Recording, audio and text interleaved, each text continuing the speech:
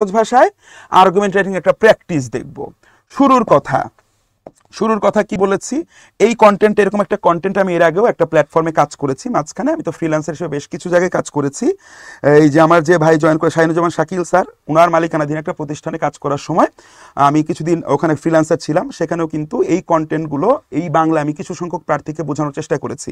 তো যারা এই ক্লাসটা পেয়েছেন আপনারা অনেক কিছুই জেনে গিয়েছেন, ঠিক আছে। যারা করেননি একটু মনোযোগ দিন। যারা এই রেকর্ডেড ক্লাসটা ইউটিউবে দেখছেন বা ফেসবুকে হয়তো স্ক্রল করতে করতে হঠাৎ করে আপনার সামনে চলে এসছে, যদিও ক্লাসটা আমি আগামীকাল অর্থাৎ 5ই জুলাই 2024 সালে অনুষ্ঠিত একটা পরীক্ষার জন্য নিচ্ছি, তবে তারপরেও যে কোনো পরীক্ষায় আর্গুমেন্ট রাইটিং লেখার জন্য এই স্টাইলটা যদি আপনি ফলো করেন আপনি একটা স্মার্ট মার্ক পাবেন। কারণ আপনি যদি স্মার্ট মার্ক না পান তাহলে আমি আমার নিজের যে প্রোফাইলটা হয়তো মানে নিজ দিয়ে যাচ্ছে, এই প্রোফাইলটা আমি আসলে লেখার মতো সৌভাগ্য হয়তো আমার হতো না, ঠিক আছে। তো আসুন আমরা যদি বাংলায় ডিসকাশন শুরু করি, তাহলে বর্তমানে ব্যাংজব লিখিত পরীক্ষার প্রশ্ন প্যাটার্ন অনুযায়ী এই অংশটিতে এই একটি অংশই আছে যেটাতে পরীক্ষার্থীদের সৃজনশীল বা ক্রিয়েটিভ রাইটিং দক্ষতা যাচাই করা হয়। এটা আমার একদম মুখের কথা, মনের কথা।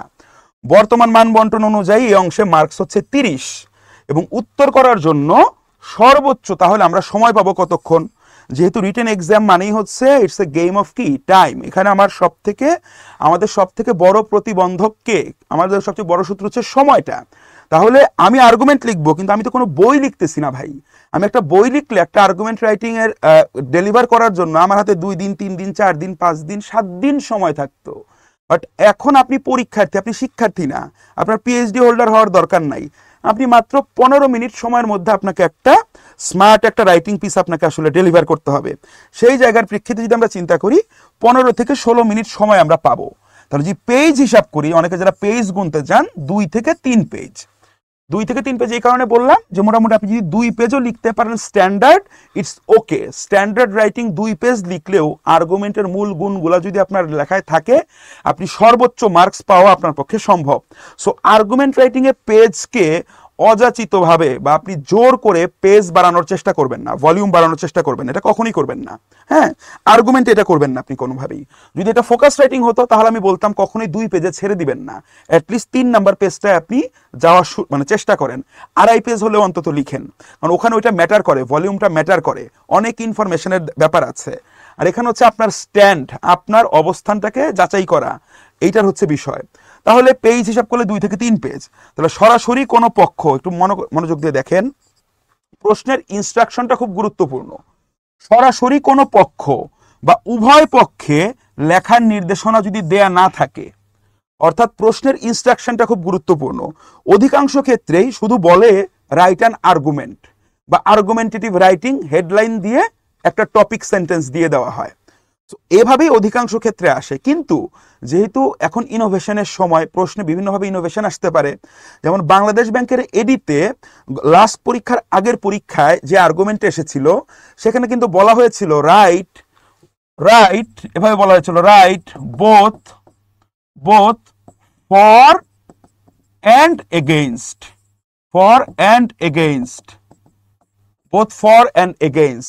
অর্থাৎ পক্ষেও লিখুন বিপক্ষেও লিখুন বলে স্টেটমেন্টটা দিয়েছিল যে নট প্যারেন্টস, হ্যাঁ দা বলতে পারে not children, rather parents should have the right to choose their career, বা not parents rather children should have the right to choose their career, অর্থাৎ পিতামাতারা না বরং ছেলে মেয়েদেরই নিজেদের পেশা বেছে নেওয়ার সুযোগটা থাকা উচিত।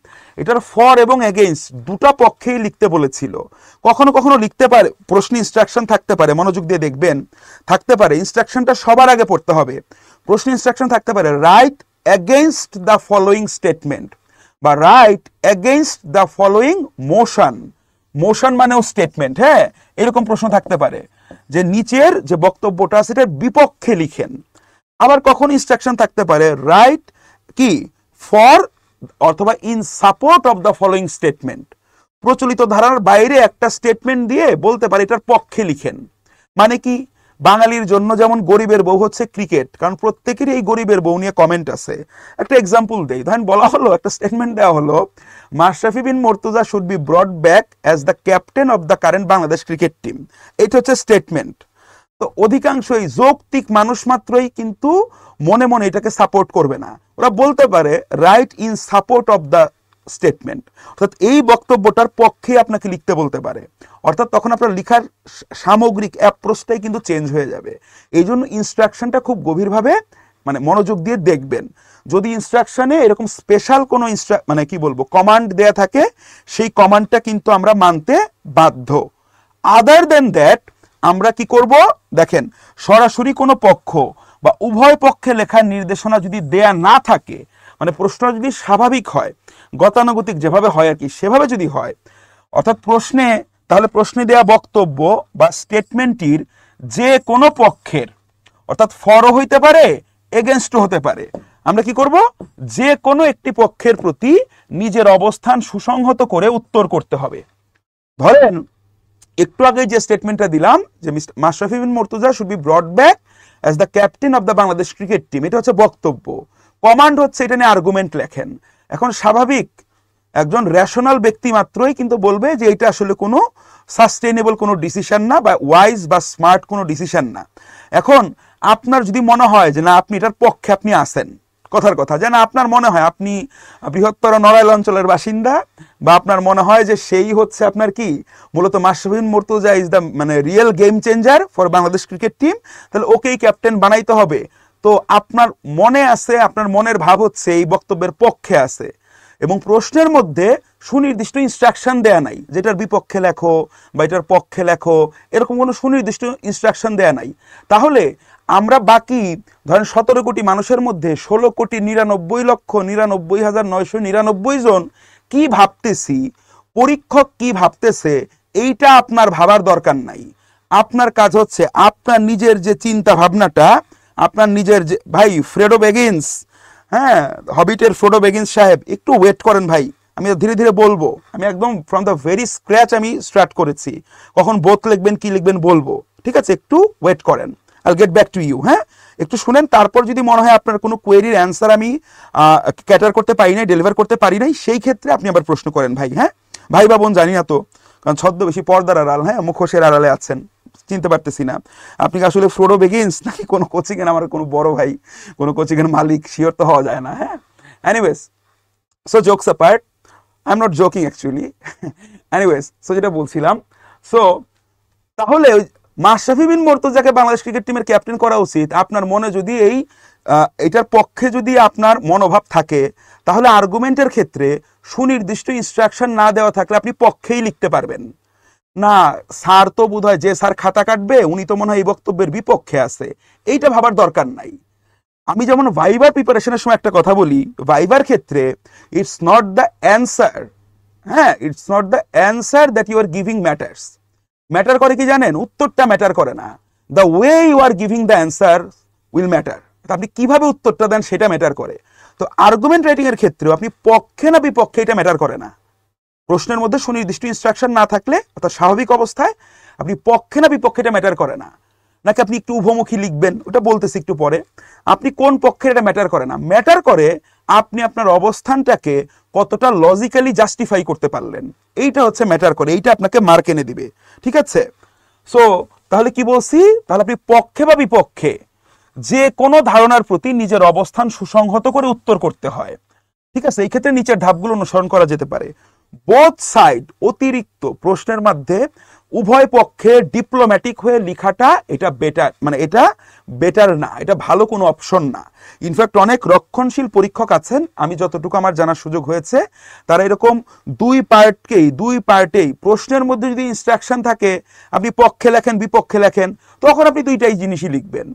নচেত, অর্থাৎ এছাড়া আপনি অবশ্যই কোনো একটা দিক আপনার নিতে হবে।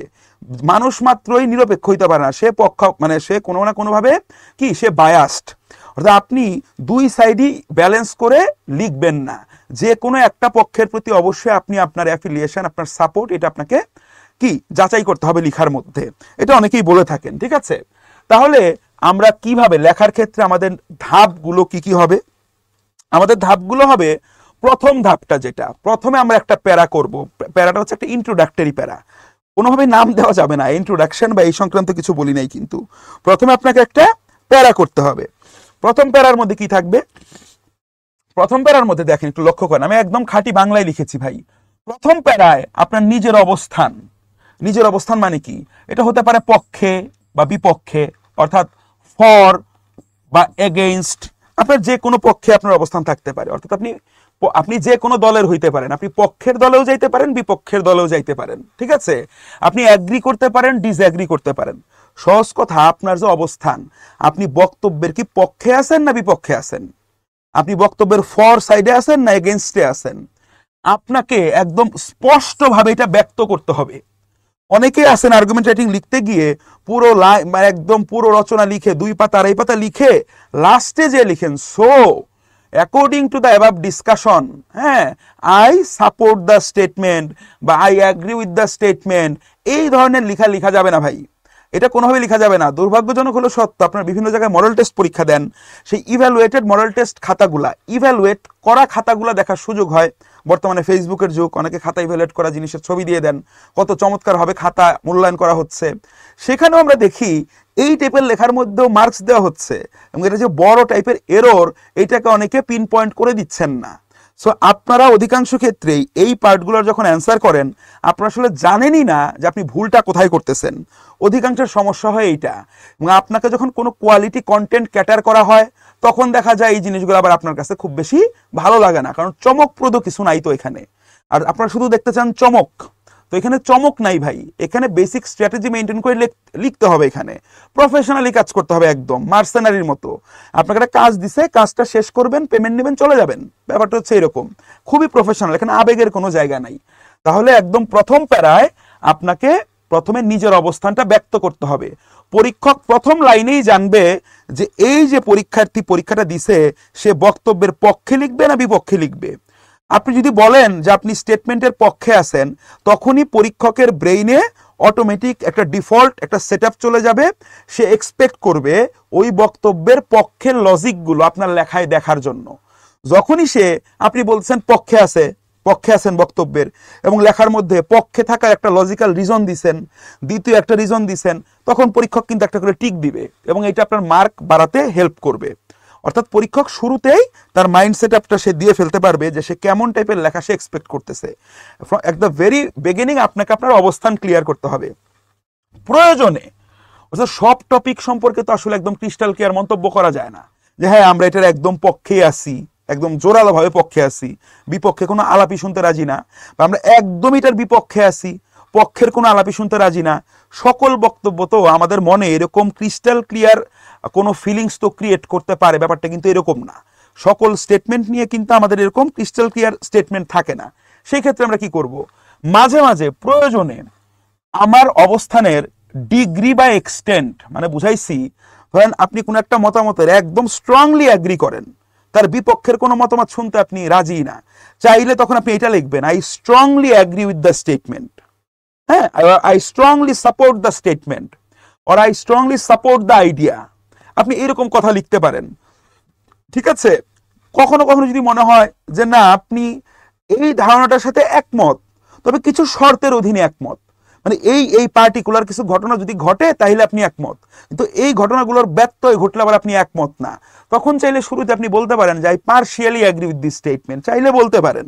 তবে ক্রিস্টাল ক্লিয়ার একটা অবস্থান নেওয়াটা পরীক্ষকের কাছে আপনার চিন্তা ভাবনার স্বচ্ছতাটা প্রকাশ করে, সেই ক্ষেত্রে একটা ভালো মার্কস পাওয়া তুলনামূলকভাবে সহজ হয়, ঠিক আছে? তো আমরা প্রথম ইন্ট্রোডাক্টরি প্যারাতে আমাদের অবস্থান স্পষ্ট করব, এবং এখানে অতিরিক্ত জার্গন আমরা মানে কি আনবো না, জার্গনিশ বক্তব্য আমরা এখানে দিব না, কোনোভাবে আমরা এখানে দিব না। ওকে, এরপর কি, এরপর চলে যাচ্ছি আমরা আমাদের বডি বা মেইন পার্ট, আমাদের যে মূল অংশটা, ঠিক আছে? এই অংশে আমরা কি করতে পারি, 2 থেকে 3টি প্যারা করতে পারি ইফ উই ওয়ান্ট। ইন্ডিভিজুয়ালি চাইলে আমাদের বডি পার্ট বা মেইন যে বডিটা, চাইলে 2টা বা 3টা প্যারা করা যেতে পারে। প্যারার কোনো টাইটেল না, মানে আলাদা আলাদা প্যারা, ঠিক আছে? চাইলে করা যেতে পারে। যার প্রথম প্যারাগুলোতে, ধরেন আমি 3টা প্যারা দিলাম, হ্যাঁ, তাহলে প্রথম প্যারাগুলোতে আপনার অবস্থানের সমর্থনে, অর্থাৎ আপনি একটা বক্তব্যের পক্ষে গেছেন, তাহলে পক্ষে কমপক্ষে আপনাকে 2টা 3টা লজিক দেখাইতে হবে। আপনি কোন একটা বক্তব্যের বিপক্ষে আছেন, তাহলে ওই বিপক্ষে আপনাকে মিনিমাম 2টা 3টা কারণ দর্শাইতে হবে, ঠিক আছে? তার মানে প্রথমে আপনাকে একটা দিকে মাথা ভারী হইতে হবে। আপনি যদি অ্যাগ্রি করেন কোনো বক্তব্যের সাথে, তাহলে ওই অ্যাগ্রি করার পেছনে স্ট্রং কিছু লজিক আপনার থাকতে হবে। ঠিক আছে? আপনি যদি ডিসঅ্যাগ্রি করেন, তাহলে শুরুতেই আপনার ওই ডিসঅ্যাগ্রিমেন্টের কারণটা কি, এর পেছনে আপনার কয়েকটা লজিক আপনাকে দেখাইতে হবে। সেই কথাটাই বলতেছি যে প্রথম প্যারাগুলোতে, প্রথম ওই যে যদি আপনি ধরেন আমি মোট 4টা প্যারা করলাম, তাহলে আমার এখন আমি যে অবস্থানটা নিয়েছি, ধরেন আমি একটা বক্তব্যের পক্ষে আছি, তাহলে অবস্থানটা হচ্ছে বক্তব্যের পক্ষে। তখন আমি কি, আমি যদি 4টা প্যারা করি, দেখা যাবে আমি মিনিমাম আমার যদি বক্তব্যের পক্ষে আমি 3টা কারণ আমি দেখাবো, তাহলে এই 3টা কারণকে আমি 3টা আলাদা প্যারায় দেখাবো। এমন হইতে পারে আমার অবস্থানের সমর্থনে 2টা কারণ, 2টা স্ট্রং রিজন আমার ব্রেনে আছে, তাহলে আমি ওখানে কি করব, আমি ওখানে 2টা প্যারার মধ্যে আলাদা আলাদা করে এই 2টা কারণকে মেনশন করব। এটাই বলতেছি। অর্থাৎ প্রথম প্যারাগুলোতে আপনার অবস্থানের সমর্থনে অবশ্যই একাধিকের মধ্যে আমি একটা কথা বলছি কি 3টি হলে শ্রেয়, 3টার বেশি দরকার নাই। আপনি কোনো কিছুর পক্ষে আছেন, পক্ষে আপনি 3টা লজিক দেন, ইটস ওকে। আপনি কোনো কিছুর বিপক্ষে আছেন, 3টা দেন। 3টা যদি আপনার জন্য খুব মানে হার্ড ফেচ হয়ে যায়, খুব টাফ হয়ে যায়, সেক্ষেত্রে অ্যাটলিস্ট 2টা, হ্যাঁ 2টার কম শুধু একটা কারণে আপনি কোন একটা বক্তব্যের একদম জোরালো সমর্থক হইতে পারেন না। আবার শুধু একটা কারণে আপনি কোন একটা বক্তব্যের জোরালো একদম বিপক্ষে থাকতে পারেন না। এই জন্য আপনাকে এই জায়গাটায় খুব কি স্পষ্ট একদম আপনার ব্রেইনে একটা মানে আপনার থট প্রসেসে ক্ল্যারিটি লাগবে এখানে আপনার, যে আপনি যে অবস্থানটা নিবেন সেই অবস্থানের পেছনে লজিক মাথাভারী থাকতে হবে, বেশি থাকতে হবে। অনেকেই দেখেছি বিভিন্ন জায়গায়, এর আগে বিভিন্ন প্ল্যাটফর্মে কাজ করার সময় যখন খাতা দেখেছি কয়েকটা পরীক্ষাতে, তো অনেকেরই একটা অভ্যাস আছে, সে লিখছে সে একটা স্টেটমেন্টের পক্ষে বা সে অ্যাগ্রি করতেছে, কিন্তু যখন সে তার মেইন বডি তার লেখা যখন দেখতেছি, দেখা গেছে সে পক্ষের জন্য 2টা কারণ দিছে আর বিপক্ষের 3টা কারণ দিছে। ভাই আপনি যদি একটা বক্তব্যের সাপোর্টে 2টা কারণ থাকে আপনার, এবং ওইটাকে সাপোর্ট না করার পেছনে 3টা কারণ থাকে, তাহলে আপনি কিভাবে ওইটাকে সাপোর্ট করলেন? আপনি তো তাহলে ওইটার সাথে কি, ওইটাকে আপনি সাপোর্ট করতেছেন না, আপনি ওই বক্তব্যের এগেনস্টে আছেন। এইটা লজিক্যালি চিন্তা করতে হবে। আপনি যে অবস্থানটা নিচ্ছেন সেই অবস্থানের পেছনে আপনার কারণ থাকতে হবে বেশি। বেশি বলতে অনেক বেশি লেখা তো আমাদের টাইম নাই, আগেই বলেছি we need to watch out the watch, তাই না? সময়টা দেখতে হবে, ঘড়িটা দেখতে হবে। তাহলে যে টাইম যখন ওয়াচ আউট করব, আমাদের কিন্তু আমরা জানি 15 মিনিট সময়। সো এত বেশি হাইপোথেটিক্যাল রং ঢং করার কিন্তু সময় নাই। হ্যাঁ, পরীক্ষার হল খুব প্রফেশনাল জায়গা, তো ওখানে কিন্তু আমাদের টু দি পয়েন্ট একদম লিখে দিয়ে আসতে হবে, এবং লেখা বাড়ানোর, অযাচিতভাবে লেখার লেংথ বাড়ানোর চেষ্টা করে কোনো লাভ নাই। ওইটা করলে যদি লাভ হইতো, তাহলে এখন বিভিন্ন জায়গায় যারা ক্যাডার সার্ভিসে আসছে, যারা অনেকে ধরেন বাংলাদেশ ব্যাংকে রেডি হয়ে আছে, তারা অনেকেই তাদের এই জবগুলো পেত না। ঠিক আছে? তাহলে আমরা কি বললাম? তাহলে আমাদের অবস্থানের সমর্থনে অবশ্যই একাধিক। সেই ক্ষেত্রে আমি আমার ব্যক্তিগত একটা প্রিফারেন্স বলেছি, 3টা যদি লজিক থাকে মানে এই তখন একটা স্মার্ট রাইট আপ হয়, 2টা হলেও হবে। বাট আপনার অবস্থানের পক্ষে যদি আপনি 2টা লজিক দেন, তাহলে বিপরীত পক্ষের আপনি একটা লজিক দিবেন, বিপরীত পক্ষের লজিক আবার আপনি বেশি দিয়ে দিয়েন না। এইটা হচ্ছে ব্যাপার, ক্লিয়ার হয়ে যাবে কথাটা। দেখেন, তাহলে আমার বক্তব্যের সমর্থনে মানে আমি যে অবস্থানটা নিয়েছি, অবস্থানের সমর্থনে অবশ্যই একাধিক যুক্তি বা পয়েন্ট, এবং সেই যুক্তিগুলোর সমর্থনে প্রাসঙ্গিক কোনো প্রমাণ বা কোনো একটা উদাহরণ, এগুলো আপনি থাকতে হবে, এগুলো আপনাকে দিতে হবে, এভিডেন্স দিতে হবে কেন আপনার লজিকটা খুব রেশনাল, এটা আপনাকে যাচাই করাইতে হবে, মানে দেখাইতে হবে। After that what we need to do, এই অংশের শেষ প্যারাটা অর্থাৎ আমাদের বডি অংশের যে শেষ প্যারাটা খুব গুরুত্বপূর্ণ। এই পার্টটুকুর জন্যই যারা ভালো, খুব স্মার্ট রাইট আপ মানে রাইটিং এর ক্যাপাসিটি যাদের আছে, বেশ ভালো কোয়ালিটির লেখা যারা লিখতে পারেন, তারা এই কোয়ালিটিটার অ্যাবসেন্সের কারণে আর্গুমেন্ট রাইটিং এ ম্যাথের মতো মার্ক পাওয়া থেকে বিরত হয়। সে হয়তো 30-এ 27 বা 28, বা পরীক্ষক তার হাইয়েস্ট যে বেঞ্চমার্কটা সেট করেছে যে আমি সর্বোচ্চ এত পর্যন্ত মার্ক দিব, ওই মার্কটা হিট করতে সে ব্যর্থ হয়, এবং সিগনিফিকেন্টলি ব্যর্থ হয়, কারণ তার এই অংশটুকু ঠিক না থাকার কারণে। এটা কোন অংশ? আমি যেটা বলেছি, আমাদের বডি পার্টে যদি আমি 3টা প্যারা করি, তাহলে তার লাস্ট প্যারাটা, বা 4টা প্যারা যদি করি তার সর্বশেষ অংশটা। ঠিক আছে? অর্থাৎ এই বডি বা মেইন পার্ট অংশের শেষ প্যারাটি হবে আপনার অবস্থানের বিপরীত পক্ষের মূল যুক্তিটি উপস্থাপন করা এবং তা রিফিউট করা। রিফিউট মানে কি? ওই যুক্তির পাল্টা যুক্তি দিয়ে সেটার অসারতা প্রমাণ করা। যেমন ধরেন বক্তব্যটা হচ্ছে ওই যে আগেরটাই দিলাম যে Mashrafe Bin Mortaza should be made the captain of Bangladesh cricket team again. হ্যাঁ, ওনাকে ধরেন পুনরায় বাংলাদেশ ক্রিকেট টিমের ক্যাপ্টেন করতে হবে আপনার মনে হচ্ছে। এখন আপনি আসেন হচ্ছে এটার বিপক্ষে, ধরেন আপনি এটার বিপক্ষে আপনার লেখাটা আপনি লিখছেন, হ্যাঁ I strongly disagree with the statement, প্রথম লাইনে বলে দিচ্ছেন কেন আপনি ডিসএগ্রি করছেন। আপনি ধরেন আপনার দুইটা কারণ আছে, এক he is too old, number two সাস্টেনেবিলিটির কথা যদি চিন্তা করেন শর্ট টার্ম কোনো সলিউশন ক্রিকেটে কোনো কিছু হইতে পারে না, লং টার্মে যদি আপনাকে চিন্তা করতে হয় লিডারশিপ স্কিল বিল্ড আপ করতে হয় ইয়াংদের মধ্যে, তাহলে ইয়াং কাউকে আপনাকে লিডারশিপ দিতে হবে। ধরেন দুইটা রিজন আছে, আপনি যেই বক্তব্যের বিপক্ষে অবস্থান নিচ্ছেন তার পেছনে এই দুইটা হচ্ছে জোরালো কারণ। তিন নাম্বারটা আসতে পারে সে এখন কি সে অনেকদিন প্রফেশনাল ক্রিকেটের বাইরে, হি is now A running MP member of parliament, তাহলে আপনি তিনটা লজিক দিলেন, তাই না? এখন দেখেন আপনি কিন্তু বক্তব্যটার বিপক্ষে অবস্থান করতেছেন, আপনার যারা বিরোধী পক্ষ তারা কি, তারা হচ্ছে বক্তব্যের পক্ষে। কারা বক্তব্যের পক্ষে? যারা বলতেছে যে না মাশরাফিকেই ক্যাপ্টেন করা উচিত, তাই না? তারা বলবে। এখন দেখেন যারা ওই চিন্তা করতেছে ওই পক্ষের মূল যুক্তিটা কি, আপনি তাদের হয়ে আপনি এটা উপস্থাপন করে দিবেন যে দেয়ার আর সাম পিপুল বা দেয়ার আর সাম পিপুল হু মাইট থিঙ্ক অথবা হু অ্যাকচুয়ালি থিঙ্ক, যারা কিনা আসলে চিন্তা করে, কি চিন্তা করে যে মাশরাফিকে ক্যাপ্টেন করে দিলে মাশরাফির তো উইন পার্সেন্টেজ অনেক বেশি বা মাশরাফি টিমকে মোটিভেট করতে পারে। হ্যাঁ, এই কারণে তারা হয়তো মাশরাফিকে ক্যাপ্টেন হিসেবে ফেরত চায়। তা আপনি যখন ওই চতুর্থ পাড়ায় আসবেন আপনি ওই আপনার বিপরীত পক্ষের যাদের সাথে আপনি বিতর্ক করতেছেন বিপরীত পক্ষে যদি কেউ থাকতো তারা যে মূল যুক্তিটা দিত ওই যুক্তিটা উপস্থাপন করবেন, করে রিফিউট করে দিবেন ভদ্রভাবে, যেটাকে বলা হয় বাঁশ দেওয়া, সেটা আপনাকে দিতে হবে। আপনি তাদের যুক্তিটাকে উপস্থাপন করবেন, করে বলবেন but they forget but it seems like, হ্যাঁ it seems that they have forgotten, তারা ভুলে গেছে যে কি Mashrafe is not a young lad anymore, he is now 42 years old. ঠিক আছে, মানে তার কিন্তু সেই অ্যাজাইলিটি নাই, he is now a member of parliament.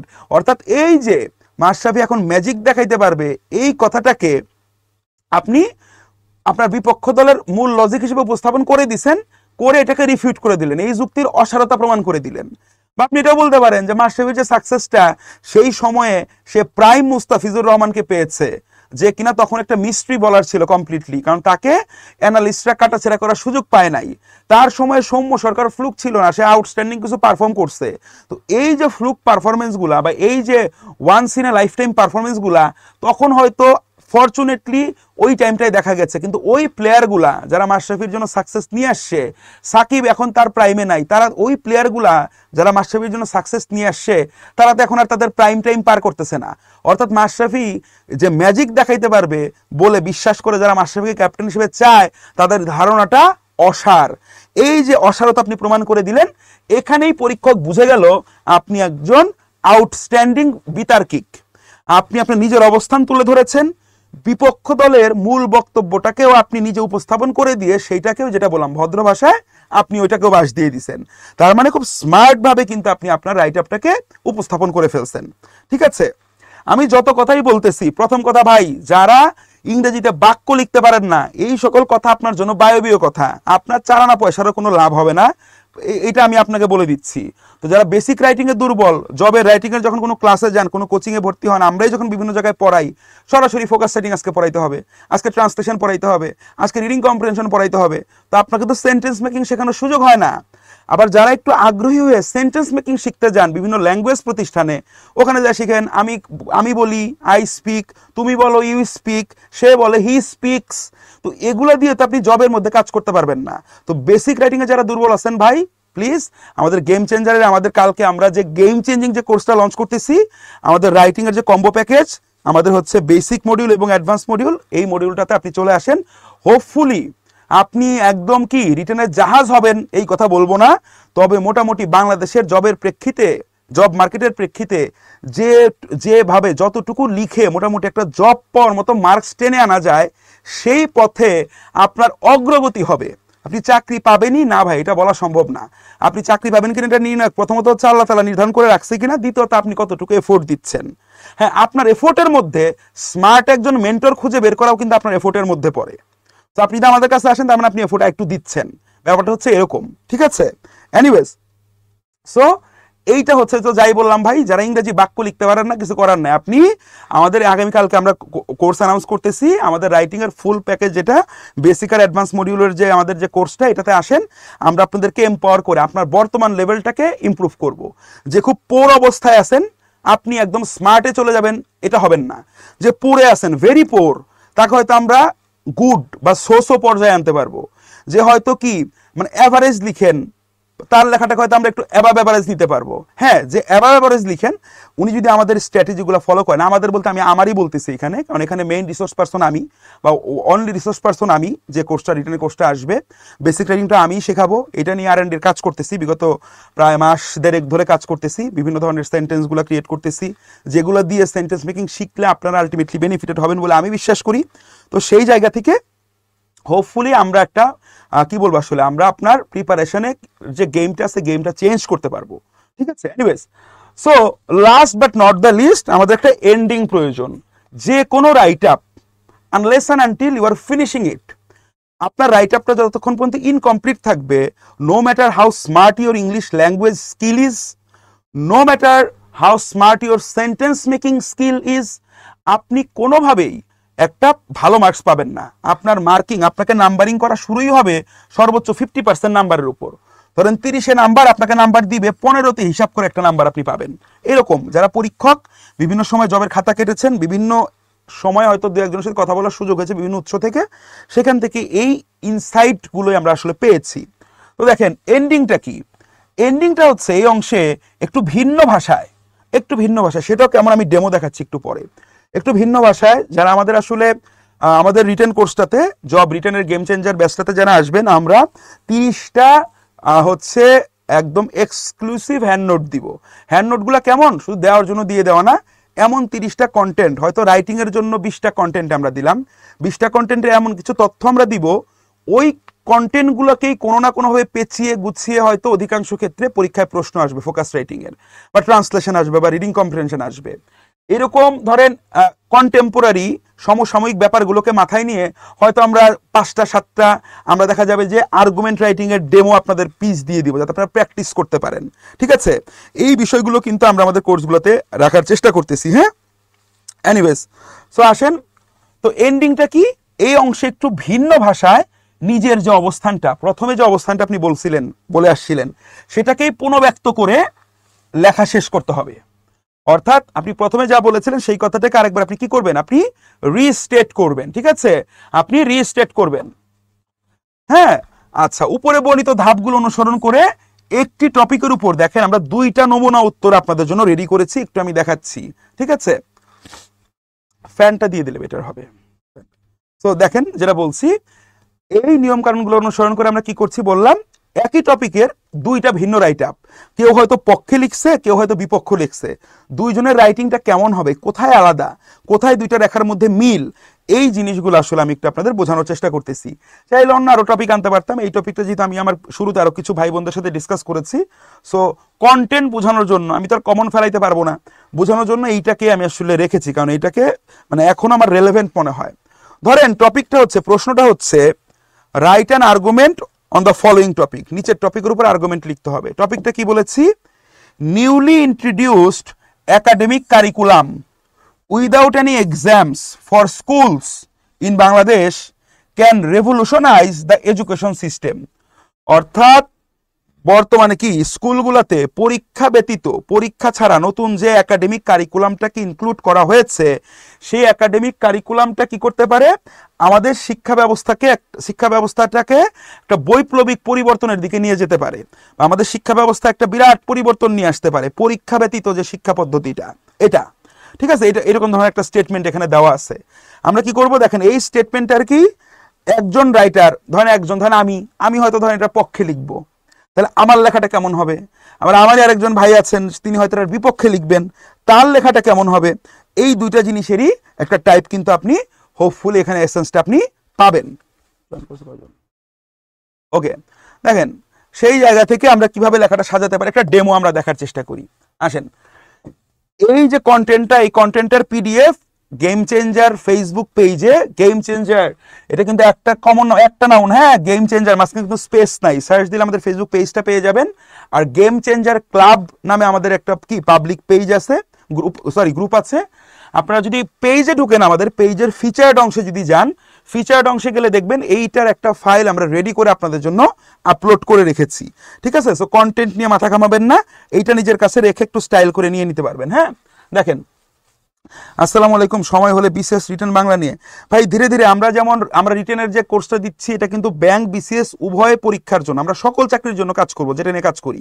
তাহলে এখন আমরা প্রথমে এই মাসে আমাদের দুটো মানে কোর্স আসতেছে, একটা হচ্ছে রিটেন গেম চেঞ্জার ব্যাচ, এটা বিসিএস ব্যাংক সহ সকল পরীক্ষার সব সিলেবাস আমরা কভার করব রিটেনটা, হ্যাঁ, ইংলিশ রিটেন যেটা।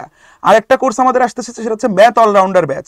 এখানে আমাদের ম্যাথের একটা কোর্সের মাধ্যমে ওয়ান স্টপ সলিউশন ম্যাথের, আপনি বিসিএস দেন, ব্যাংক দেন, পেট্রো বাংলা দেন, প্রাইমারি দেন বা পিএসসির অন্য নন ক্যাডার পরীক্ষা দেন, সকল পরীক্ষার জন্য ম্যাথের একটা কোর্স থাকতেছে আমাদের। হ্যাঁ, কারণ একটা কোর্স, একটা ম্যাথের একটা টপিকের কন্টেন্ট তো লেকচার ওয়াইজ চেঞ্জ হয় না, তো এই জিনিসগুলোকে আমরা হাইলাইট করে আমরা চেঞ্জ করি। সামনে বিসিএস এর উপর আপনার হোপফুলি আরো রিসোর্স পারসন অনেকেই এখন আমাদের সাথে কাজ করার আগ্রহ প্রকাশ করছেন।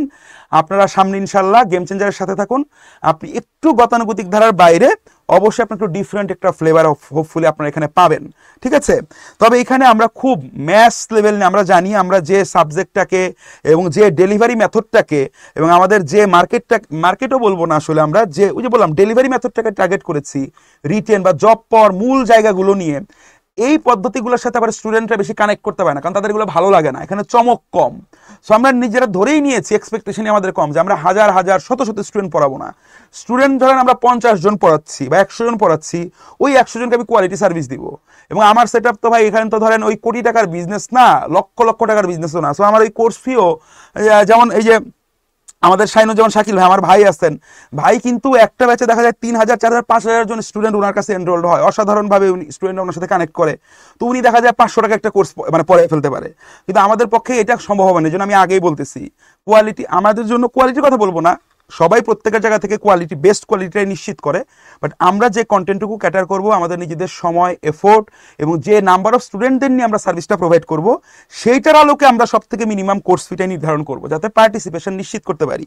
সো আপনাদের সহযোগিতা কাম্য, কারণ জব পাওয়ার জন্য 1000, 2000, 3000 টাকা এটা হচ্ছে আপনার ইনভেস্টমেন্ট। দিন শেষে রিটার্নটা কিন্তু আপনি থ্রু আউট ইউর লাইফ পারপিচুইটিতে আপনি পেতেই থাকবেন, ব্যাপারটা হচ্ছে এরকম। হ্যাঁ, এনিওয়েজ, সো বক্তব্যের পক্ষে, হ্যাঁ, তবে এই যে আমাদের কি বলে এখানে বেশ কয়েকজন আমার আরো কি বলবো ভাই ব্রাদার, বিভিন্ন মানে কি বলবো কোচিং সেন্টার যারা অনেকদিন ধরে পড়ান এবং প্রত্যেকেই খুব মানে এস্টাবলিশড, এমন অনেকেই আমার সাথে লাইভে যুক্ত আছেন। এই সারা যদি ধরেন বেশি বেশি করে ধরেন আমাদের প্রমোট করে দেন, আপনারা অনেকে আমাদের সাথে ভর্তি হবেন, আমাদের কোর্স ফি অটোমেটিক কমে যাবে, ব্যাপারটা হচ্ছে এরকম। সো এই জন্যই বলতেছি আপনি একটু শেয়ার করেন, হ্যাঁ, শেয়ার করেন, নিজের ভালো সবাই বুঝে। সো আমার ভালো আমি নিজে অবশ্যই বুঝি। তো আমি যদি দেখি আমার টার্গেট ধরেন আমার নেক্সট ব্যাচে আমি এনরোলমেন্ট নিব, আমি ম্যাক্সিমাম ধরেন বললাম আমি 150, কারণ আমি যদি এখন আপনারা শেয়ার করতেছেন, আপনারা আপনাদের ফ্রেন্ডদের রেকমেন্ড করতেছেন, আমি যদি এনরোলমেন্ট এখানে পেয়ে যাই 300, তাহলে সমস্যা নাই। 300, 400 পেলে আমি যে এস্টিমেটেড কোর্স ফি যেটা করতেছি এখান থেকে সিগনিফিকেন্ট কি রিডাকশন করা কিন্তু আমার পক্ষে সম্ভব হবে, ব্যাপারটা হচ্ছে এরকম, ঠিক আছে? বেশ কয়েকজন ক্যাডার আমার সাথে আজকে আমার এই ক্লাসটা দেখতেছেন, আপনাদের ইনপুটও চাচ্ছি, হ্যাঁ, কেমন লাগতেছে ক্লাস, বা আসলে কিছু পড়াতে পারছি কিনা, স্টুডেন্টদের জন্য ভ্যালু অ্যাডিং কন্টেন্ট আমরা ক্যাটার করতে পারছি কিনা, ঠিক আছে? একটু জানাবেন। এই সোফার যে কথাগুলো বলছি, এই কথাগুলো বুঝতে পারছেন কিনা একটু কমেন্ট করেন তো। আমি তো ফেসবুক বা এই ট্রেডে কিভাবে স্টুডেন্টদের সাথে কানেক্ট করতে হয় আমি একটু বুঝি কম। সো আমার বড় ভাইরা অনেক ভালো বুঝে। সো তারা দেখি প্রায় কমেন্ট করতে বলে, আপনারা কমেন্ট করেন, কে রাজশাহী থেকে দেখতেছেন, কে কোথায় থেকে দেখতেছেন। আবার শুনি অনেকে নাকি অনেক প্রতিষ্ঠান নাকি 10-12 জন করে লোক সেট করে রাখে, নিজেরা নাকি কমেন্ট করে 100-150। আমার তো এরকম লোকবল নাই ভাই, আমি ওয়ান ম্যান আর্মি। হ্যাঁ, আপনারা যদি রিয়েল যারা আছেন তারা যদি একটু কমেন্ট করেন, তাহলে কি আপনার বড় ভাইয়ের একটু উপকার হয় আর কি। হ্যাঁ, আমিও এনকারেজড হই, আমার ভিতরে সেই মোটিভেশনটা থাকে।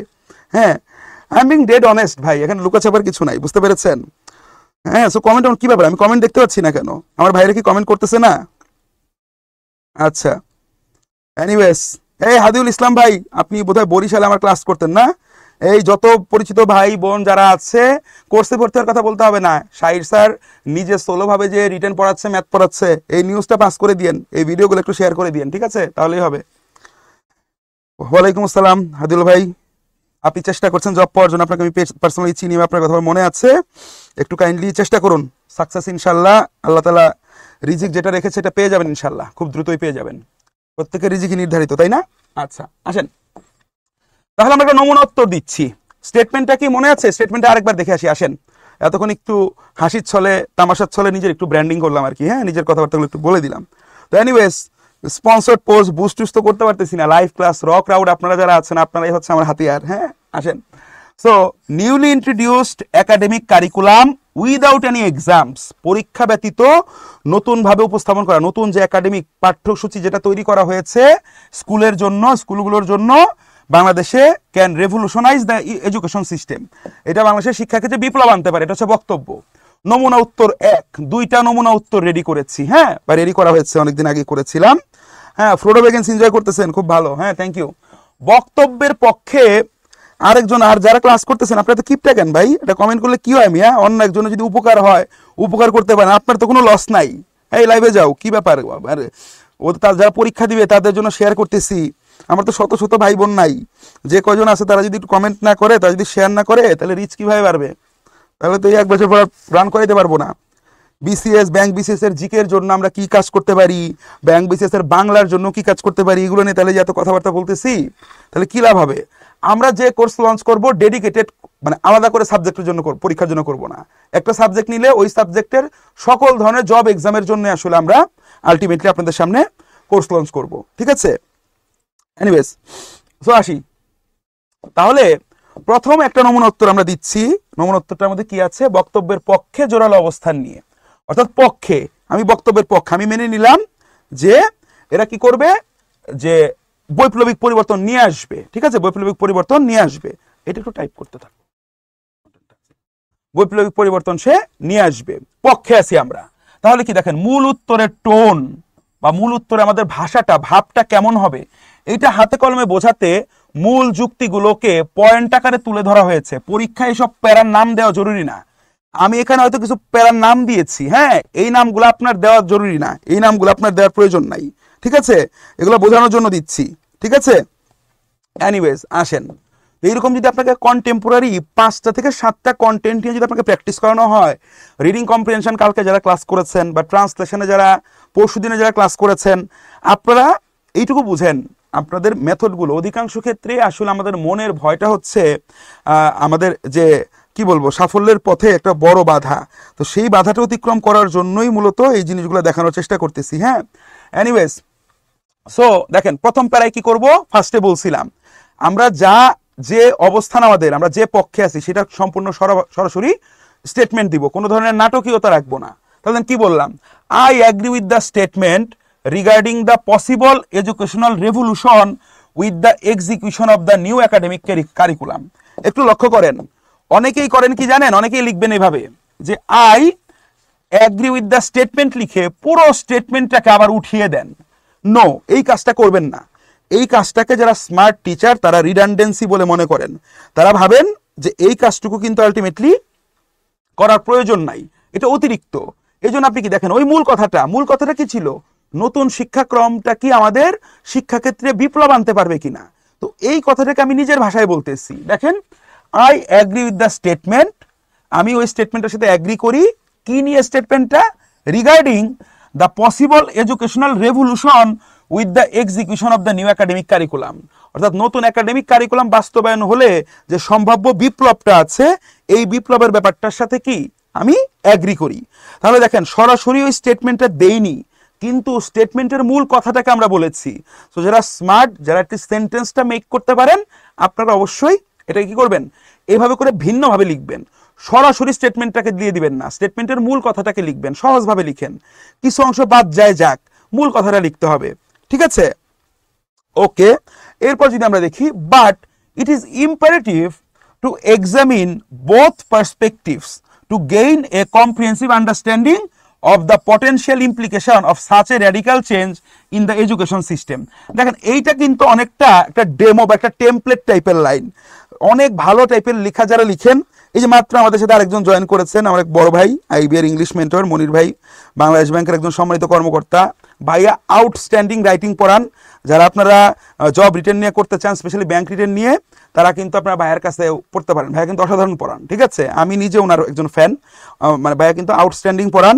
তো ওনারা কিন্তু নিজেরা পরীক্ষার হলে গিয়ে একদম ইনস্ট্যান্ট খুব ক্রিয়েটিভ চমৎকার চমৎকার কিছু বাক্য আউট অফ নো হেয়ার কই থেকে যেন তারা তৈরি করে ফেলতে পারেন।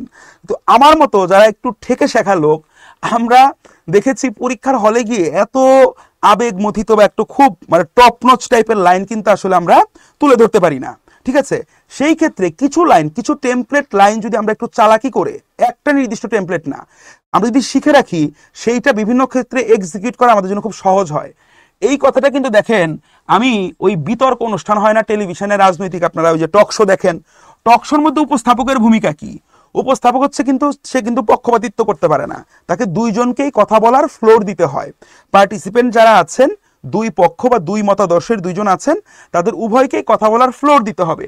সেই জায়গা থেকে দেখেন ওই রকম একটা লাইন লিখছি।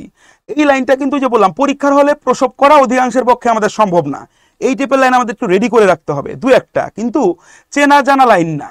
যে লাইনগুলো আপনি একটা বই, বাজারে প্রচলিত একটা বই থেকে শিখে ফেলছেন, সেই লাইনটা শিখলে হবে না, কারণ ওই লাইন আপনার মতো আরো 200 জন সেম লাইন ক্যাটার করবে, তো সে দেখলে বুঝে যাবেন এটা পপি গাইডের মতো নকল হয়েছে, ঠিক আছে? এরকম করা যাবে না। এগুলো শেখাবো এই ধরনের, মানে এক্সামের জন্য, রিয়েল এক্সাম হলে কি লেভেলের, মানে এক্সাম হলে কি টাইপের স্মার্টনেস দিয়ে কিভাবে কিছু কিছু, মানে কি বলবো আসলে, যদি চোরামি বলতে চান চোরামি, কিছু স্মার্ট অ্যাপ্রোচ কিভাবে, মানে আপনি কিভাবে চতুরতা দেখাতে পারেন, এই জিনিসগুলো ইনশাল্লাহ এগুলো সবকিছু পাবলিক ডোমেইনে বলা যায় না, এগুলো মানে ক্লোজ ডোমেইনে আমরা বলবো, ঠিক আছে? So but it is imperative, কিন্তু এটা আবশ্যক, এটা জরুরি। ইম্পর্টেন্ট লিখেন, নেসেসারি লিখেন, কোনো সমস্যা নাই। Two examine both perspectives to gain A comprehensive understanding of the potential. দেখেন অনেকে আছেন কি শুধু এইটুকু যদি ছেড়ে দেন যে it is important, it is imperative two examine both perspectives to gain A comprehensive understanding, তখন পরীক্ষক বুঝবে ও তো এই লাইনটা টুকলি করে দিছে, কারণ এই লাইনের মধ্যে কোনো নিজস্বতা নাই। এই লাইনটুকু উঠিয়ে নিয়ে যে কোনো একটা রাইট-আপের ভেতরে দিয়ে দেওয়া যাবে। তাহলে আমি ডেমো লাইন নিব ঠিকই, কিন্তু ওইটাকে আমার নিজের মতো করে মডিফাই করে নিব। দেখেন আন্ডারস্ট্যান্ডিং এর কথাটা লিখে বক্তব্যের মূল কথাটাকে কিন্তু আবার নিয়ে আসছি। দেখেন, of the potential implications of such a radical change in the education system. তাহলে শিক্ষাক্ষেত্রে এই যে একটা র্যাডিক্যাল একটা পরিবর্তন আমরা আনলাম, এটার প্রভাবগুলো কি, এটা বুঝতে পারার জন্য আসলে আমাদের দুইটা পার্সপেক্টিভই চিন্তা করার প্রয়োজন আছে। তাহলে কি আমরা ওই যে উপস্থাপকের ভূমিকাটা নিলাম, এখন এসে আমরা আমাদের কার্ড প্লে করা শুরু করব যখন আমরা আমাদের বডি অংশে চলে আসবো। আমরা আমাদের মেইন বডি অংশে যখন চলে আসবো, now it's time for us to show the real self. হ্যাঁ, শো রিয়েল সেলফ, আমরা আমাদের নিজেদেরকে মূলত তুলে ধরবো। দেখেন আমি যে আগে বলেছি, এই পয়েন্টগুলো আমি দিয়েছি আপনাদের বোঝানোর জন্য, পরীক্ষার মধ্যে এইভাবে পয়েন্ট দিবেন না। হ্যাঁ, পয়েন্টের নাম দেওয়ার দরকার নাই। প্রথম কথাটা দেখেন আমি দিয়েছি, কেন আমার কাছে মনে হচ্ছে নতুন পরীক্ষা পদ্ধতি বৈপ্লবিক পরিবর্তন আনতে পারে। কারণ আমার কাছে মনে হচ্ছে এখানে হোলিস্টিক লার্নিং, অর্থাৎ আপনার সামগ্রিক শিক্ষার একটা সুযোগ আছে, কম্প্রিহেন্সিভ লার্নিং, সকল কিছু মিলিয়ে। দেখেন, a curriculum without exams allows for a more holistic approach to education. শিক্ষার একটা সামগ্রিক দৃষ্টিভঙ্গি তৈরি করতে এই পরীক্ষার অনুপস্থিতিটা সাহায্য করবে। কারণ কি, দেখেন ওই যে বলছি, কিছু এভিডেন্স দিতে হবে, প্রমাণ দিতে হবে। Students can focus on understanding concepts. শিক্ষার্থীরা কি করতে পারে, বিভিন্ন কনসেপ্ট বা বিভিন্ন তত্ত্ব বোঝার জন্য বেশি মনোনিবেশ করতে পারে, মনোযোগ দিতে পারে, rather than memorising information for exam. মানে পরীক্ষার জন্য শুধু গদবাঁধা তথ্য মুখস্থ করাচ্ছে, যেহেতু পরীক্ষা নাই, তাহলে শিক্ষার্থীরা কোন একটা কনসেপ্ট বোঝার জন্য আরো বেশি মনোযোগ বা মনোনিবেশ তারা করতে পারে, ঠিক আছে? If a sentence is not 100% grammatically correct, then what should I do? Then you should get back to your reading table, find a good mentor and start learning how to write a proper English sentence. কারণ English sentence যদি ভাই আপনার correct না হয়, এক্ষেত্রে তো লজিকই নাই, আমি পরবর্তী স্টেটমেন্ট কি দিব, অবশ্যই নাম্বার ভালো আসবে না। তাহলে অ্যাজ সিম্পল, যতটা সিম্পল আকারে উপস্থাপন করা যায় করবেন। বাক্যের শুদ্ধতা, ভাষাগত দক্ষতাটাই তো ভাই আপনার যাচাই করা হচ্ছে। যারা ভাবেন ফোকাস রাইটিং মানে আমি কালকে যে এতগুলো চার্ট পড়ছি, টেবিল পড়ছি, যে পরীক্ষকের মুখে ছুঁড়ে মারবো, তারা কখনোই ভালো মার্ক পাবেন না। এখানে আপনার দুইটা জিনিস দেখা হবে, দুইটা থেকে তিনটা জিনিস। প্রথম জিনিস হচ্ছে আপনার ইংরেজি ভাষাগত দক্ষতাটা কত, অর্থাৎ আপনি একটা ইংরেজি সেন্টেন্স তৈরি করতে পারেন কিনা। দ্বিতীয়ত হচ্ছে আপনার কন্টেন্ট নলেজ কত, বিষয়ভিত্তিক জ্ঞানটা আছে কিনা। তৃতীয়ত হচ্ছে আপনার প্রেজেন্টেশন স্কিলটা কেমন। এই তিনটা জিনিসের সমন্বয়ে হচ্ছে আপনি মার্কটা পাবেন, ঠিক আছে? তো সেন্টেন্স যদি আপনি তৈরি করতে না পারেন, গ্রামাটিক্যালি কারেক্ট না হয়, সেই ক্ষেত্রে আলাস ভাই আই এম অ্যাফ্রেড যে আপনাকে ওই যে বললাম, you should get back to your reading table, গিয়ে যদি নিজে পারেন, নিজেকে, যেহেতু এতদিনে হয় নাই, তার মানে ইউ নিড এ মেন্টর। আর মেন্টর কোথায় খুঁজতে হবে আপনি তো বুঝতেই পারতেছেন, সে তো শুভ্র পোশাকধারী, বুঝতেই পারতেছেন, গেম চেঞ্জ করতে আসছি। সো অবশ্যই আপনাকে আমি বলবো, আপনি আমাদের কিসে আসেন, আপনি আমাদের জব রিটেন গেম চেঞ্জার ব্যাচে আসেন। হ্যাঁ, আরেকটা কথা, আমাদের এই যে কোনো ব্যাচ আমরা যেটা লঞ্চ করব, আমাদের ব্যাচে কেউ এনরোল হওয়ার পর পরবর্তী প্রথম যে 3টা ক্লাস যে সে পাবে আমাদের কোর্সে, সে এনরোল নিয়ে যে 3টা ক্লাস, এই 3টা ক্লাস করার পর কারো যদি মনে হয় যে এই কোর্সটা তার জন্য ভ্যালু অ্যাডিং না, সে বুঝতে পারছে না, আমরা মানি ব্যাক কমিটমেন্ট দিচ্ছি। অর্থাৎ তৃতীয় ক্লাসে ভর্তি হওয়ার পর যে 3 নাম্বার ক্লাসটা পর্যন্ত সে যদি চায়, সে তার মানি ব্যাক নিতে পারবে। ঠিক আছে, একদম অনেস্ট কমিটমেন্ট, একদম লেখা পাবলিক ডোমেনে বলছি, তো কথা চেঞ্জ করার কিছু নাই। যে যেদিন ভর্তি হবেন, যে কোর্সে ভর্তি হচ্ছেন, ওই কোর্সের প্রথম 3টা ক্লাস করে, হ্যাঁ, আপনার যদি মনে হয় যে না আপনি মানে এই কোর্সটা আপনার জন্য না, আপনি করতে পারতেছেন না, সেই ক্ষেত্রে ইল গেট ইউর মানি ব্যাক। ঠিক আছে, এটা কমিটমেন্ট। ওকে ভাই, গ্রামাটিক্যালি কারেক্ট হইতে হবে, এটা আপনার একার সমস্যা না। দেয়াল, এখন দেয়াল কি ভাই বলবো না বোন বলবো? বলে দেয়ালেরও কান থাকে, আপনার কান আছে এটা বুঝতেছি, হাতও আছে, কারণ স্মার্টফোন ব্যবহার করতেছেন। দেয়াল নামধারী ভাই বা বোন, হ্যাঁ, একটু কমেন্ট করে দেন তো ভাই, আপনি কি ভাই না বোন? এনিওয়েজ, তাহলে দেখেন, দিস প্রমোটস ক্রিটিক্যাল থিঙ্কিং। তাহলে পরীক্ষা যখন নাই, স্টুডেন্টরা যখন হোলিস্টিক লার্নিং করতেছে, এর ফলে কি হবে? ক্রিটিক্যাল থিঙ্কিং, ক্রিয়েটিভিটি, হ্যাঁ, উদ্ভাবনী ক্ষমতা, and a deeper understanding of subject, এবং প্রত্যেকটা বিষয়ের একটা ডিপার আন্ডারস্ট্যান্ডিং কিন্তু কি হবে, তার ভেতরে চলে আসবে। তাহলে প্রথম আমি একটা স্ট্রং লজিক দেখাচ্ছি আমার অবস্থানে, তাই না? আমার অবস্থানের সাপোর্টে, আমার অবস্থানটা কি পক্ষে। এরপর দেখেন আরেকটা অবস্থান নিয়েছি, আরেকটা, এরকম 3টা অবস্থান নিয়েছি আমি, 3টা পক্ষে 3টা লজিক দেখাচ্ছি। আবার বলছি, এগুলা কিন্তু পয়েন্ট দিবেন না, এগুলো নাম দেওয়ার দরকার নেই, আপনি শুধু 3টা আলাদা সেপারেট প্যারা করে দিতে পারেন। আসেন, এলিমিনেটিং এক্সামস, অর্থাৎ পরীক্ষাকে এলিমিনেট করে দিলে, পরীক্ষাকে বাদ দিয়ে দিলে, can contribute to A healthier learning environment, এটা একটা কি আরো কি স্বাস্থ্যকর একটা শিক্ষার পরিবেশ এটা তৈরি করতে পারে।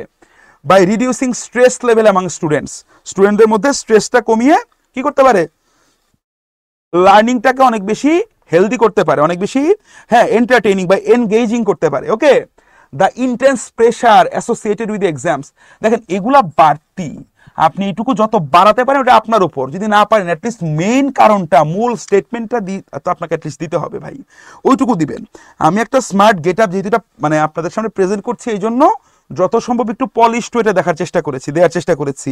এত পলিশড ভাবে লেখা কিন্তু পরীক্ষার হলে, আজকে আমি আপনাকে এটা পড়াচ্ছি, আমি যদি আজকে পরীক্ষা দিতে যাই, আমি নিজেও লিখতে পারবো না। হ্যাঁ, আমি এতদিন মানে পড়ে বা নিজে শিখে যেটুকু হয়েছে, যেমন আমি যখন পরীক্ষা দিয়েছি, আমরা চেষ্টা করেছি এই বেসিক স্কিলগুলো থাকতে।